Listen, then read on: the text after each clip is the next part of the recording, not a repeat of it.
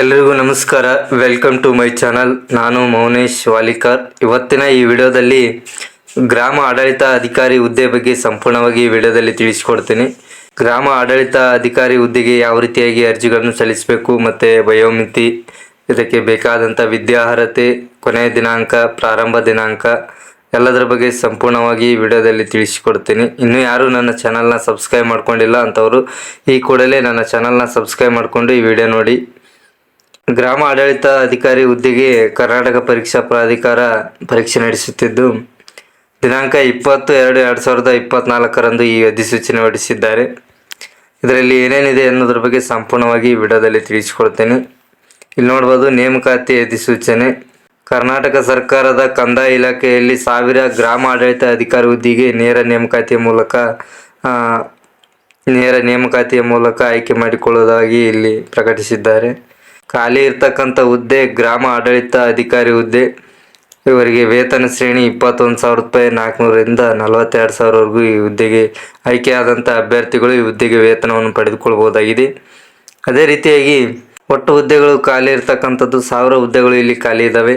ಮತ್ತು ಇದಕ್ಕೆ ಅರ್ಜಿ ಸಲ್ಲಿಸಲು ಶೈಕ್ಷಣಿಕ ವಿದ್ಯಾರ್ಹತೆ ಏನೇನಾಗಿರ್ಬೇಕಂದ್ರೆ, ಅಭ್ಯರ್ಥಿಗಳು ದ್ವಿತೀಯ PUC ಪಾಸ್ ಆಗಿರಬೇಕು, ಅಥವಾ CBSE ಅಥವಾ ICSE ಮಂಡಳಿ ನಡೆಸುವ ಕ್ಲಾಸ್ 12 ಪರೀಕ್ಷೆ ಪಾಸ್ ಆಗಿದ್ದರೂ ಈ ಹುದ್ದೆಗೆ ಅರ್ಜಿಗಳನ್ನು ಸಲ್ಲಿಸಬಹುದಾಗಿದೆ. ಅದೇ ರೀತಿಯಾಗಿ 3 ವರ್ಷಗಳ ಡಿಪ್ಲೊಮಾ ಅಥವಾ 2 ವರ್ಷಗಳ ITI ಕೋರ್ಸ್ ಮಾಡಿದವರು ಈ ಹುದ್ದೆಗೆ ಅರ್ಜಿಗಳನ್ನು ಸಲ್ಲಿಸಬಹುದಾಗಿದೆ. ಮತ್ತು ಈ ಹುದ್ದೆಗೆ ಅರ್ಜಿ ಸಲ್ಲಿಸಲು ಮುಖ್ಯವಾಗಿ ನೋಡೋದಾದರೆ, ವಯೋಮಿತಿಯನ್ನು ನೋಡೋದಾದರೆ, ಈ ಹುದ್ದೆಗೆ ಅರ್ಜಿ ಸಲ್ಲಿಸಲು ಕನಿಷ್ಠ 18 ವರ್ಷ ಆಗಿರಬೇಕಾಗಿರ್ತದೆ. ಅಂಥವ್ರು ಮಾತ್ರ ಈ ಹುದ್ದೆಗೆ ಅರ್ಜಿಗಳನ್ನು ಸಲ್ಲಿಸಬಹುದಾಗಿದೆ. ಮತ್ತು ಇನ್ನು ಏಜ್ ರಿಲ್ಯಾಕ್ಸೇಷನ್ ಸಹಿತ ಕೊಟ್ಟಿದ್ದಾರೆ. ಯಾವ್ಯಾವ ವರ್ಗದವರಿಗೆ ಯಾವ ರೀತಿಯಾಗಿ ಇಲ್ಲಿ ಏಜ್ ರಿಲ್ಯಾಕ್ಸೇಷನ್ ಕೊಟ್ಟಿದ್ದಾರೆ ಅನ್ನೋದು ನೋಡೋಣ. ಸಾಮಾನ್ಯ ಅರ್ಹತೆ ಅಭ್ಯರ್ಥಿಗಳಿಗೆ 35 ವರ್ಷಗಳು ಗರಿಷ್ಠ ವಯೋಮಿತಿ ನಿಗದಿಪಡಿಸಿದ್ದಾರೆ. ಅದೇ ರೀತಿಯಾಗಿ ಪ್ರವರ್ಗ 2A 2B 3A 3B ಅಭ್ಯರ್ಥಿಗಳಿಗೆ 38 ವರ್ಷಗಳು. ಅದೇ ರೀತಿಯಾಗಿ ಪರಿಶಿಷ್ಟ ಜಾತಿ, ಪರಿಶಿಷ್ಟ ಪಂಗಡ, ಪ್ರವರ್ಗವನ್ನು ಅಭ್ಯರ್ಥಿಗಳಿಗೆ 40 ವರ್ಷಗಳು ಇಲ್ಲಿ ಗರಿಷ್ಠ ವಯೋಮಿತಿಯನ್ನು ನಿಗದಿಪಡಿಸಿದ್ದಾರೆ. ಮತ್ತು ಈ ಹುದ್ದೆಗೆ ಯಾವ ರೀತಿಯಾಗಿ ಅರ್ಜಿಗಳನ್ನು ಸಲ್ಲಿಸಬೇಕಂದ್ರೆ, ಪ್ರಾಧಿಕಾರದ ವೆಬ್ಸೈಟ್ ಆಗಿರ್ತಕ್ಕಂಥ https://ka.kr.nic ನೀವು ಅರ್ಜಿಗಳನ್ನು ಸಲ್ಲಿಸಬಹುದಾಗಿದೆ. ಆನ್ಲೈನ್ ಮೂಲಕ ಅರ್ಜಿಗಳನ್ನು ಸಲ್ಲಿಸಬಹುದು. ಇಲ್ಲಿ ಮುಖ್ಯವಾಗಿ ಒಂದು ಸೂಚನೆ ಕೊಟ್ಟಿದ್ದಾರೆ. ಅಭ್ಯರ್ಥಿ ಕೇವಲ ಒಂದು ಜಿಲ್ಲೆಗೆ ಮಾತ್ರ ಅರ್ಜಿ ಸಲ್ಲಿಸಬೇಕು, ಉಳಿದ ಜಿಲ್ಲೆಗಳಿಗೆ ಅರ್ಜಿ ಸಲ್ಲಿಸಲು ಬರುವುದಿಲ್ಲ. ಅಂತಹ ಅರ್ಜಿಗಳನ್ನು ತಿರಸ್ಕರಿಸಲಾಗುವುದು ಅಂತ ಇಲ್ಲಿ ಮೆನ್ಷನ್ ಮಾಡಿದ್ದಾರೆ.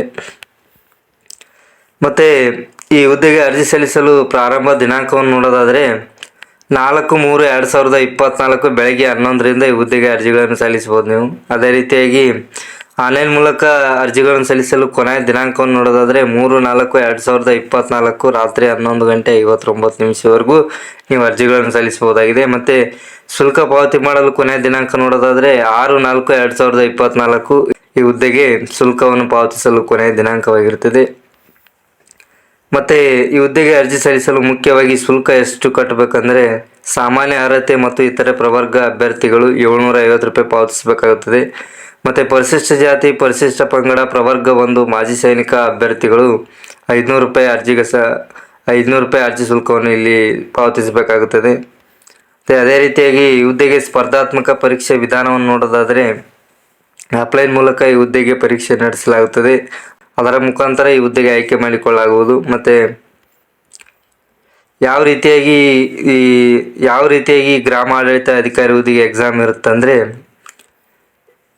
ಇದರಲ್ಲಿ ಮುಖ್ಯವಾಗಿ 2 ಪತ್ರಿಕೆಗಳು ಇರ್ತವೆ.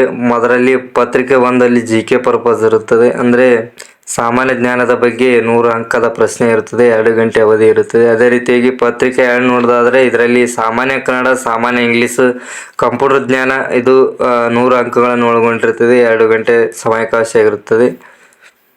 ಮತ್ತು ಇದಕ್ಕೆ ಋಣಾತ್ಮಕ ಮೌಲ್ಯಮಾಪನ ಸಹಿತ ಇಟ್ಟಿದ್ದಾರೆ. 4 ತಪ್ಪಾದ ಉತ್ತರಗಳಿಗೆ 1 ಸರಿಯಾದ ಉತ್ತರವನ್ನು ಇಲ್ಲಿ ಕಳೆಯಲಾಗುತ್ತದೆ. ಮತ್ತು